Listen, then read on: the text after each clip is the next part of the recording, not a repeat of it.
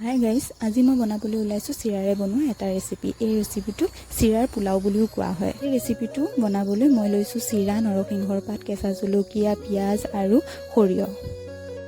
এই ৰেচিপিটো খাই খুবেই ভাল লাগে। আপোনালোকে যদি ভাবে এইটো ৰেচিপিত আৰু বস্তু এড কৰিবলৈ, তেতিয়াহ'লে এড কৰিব পাৰে।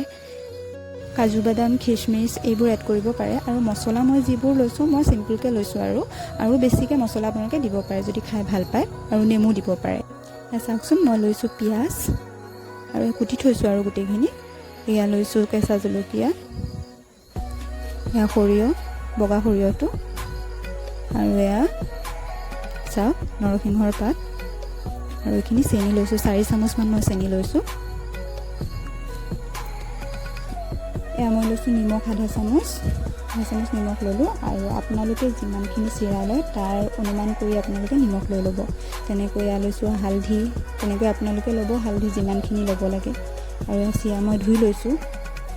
এতিয়া মই গেছত কেৰাহীটো তুলি দিছোঁ। কেৰাহীটো তুলি তাত অলপমান তেল দিছোঁ। তেলখিনি গৰম হোৱাৰ লগে লগে এয়া দেখিছে মই পিঁয়াজ কুটি থৈছোঁ। এয়া পিঁয়াজ মই দি দিছোঁ তেলত। ধুনীয়াকৈ পিঁয়াজখিনি দি দিছোঁ। পিঁয়াজখিনি এতিয়া ৰঙা হোৱাৰ লগে লগে ইয়াত মই জলকীয়া দি দিম। এয়া দেখিছে জলকীয়া, কেঁচা জলকীয়া। এয়া মই জলকীয়া দি দিছোঁ। পিঁয়াজৰ লগত এয়া পিঁয়াজখিনি ধুনীয়াকৈ দুইখিনি লৰাই ল'ম।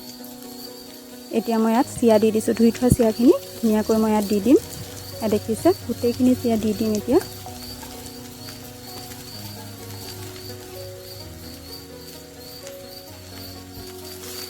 এতিয়া জলকীয়া, নৰসিংহ, পিঁয়াজ আৰু চিৰাখিনি ধুনীয়াকৈ গোটেইখিনি মিলাই ল'লোঁ। ইয়াত মই অলপমান নিমখ দিছোঁ, সোৱাদ অনুসৰি নিমখ দি দিছোঁ। আৰু ইয়াত মই এতিয়া হালধি দিম, সোৱাদ অনুসৰি যিমানখিনি দিব লাগে আপোনালোকে দি।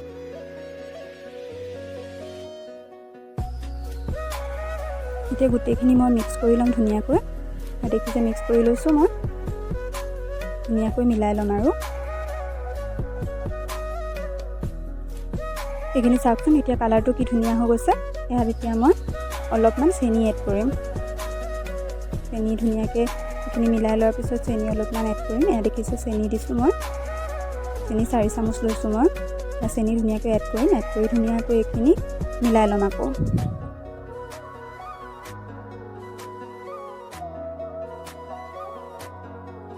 এইখিনি এতিয়া ধুনীয়াকৈ মিলাই লোৱাৰ পাছতে এতিয়া মই ঢাকনাখন মাৰি দিম, অলপ সিজিবলৈ দিম। এতিয়া চাওক ঢাকনাখন খুলি দিছোঁ। এইখিনি হৈ গৈছে। এতিয়া মই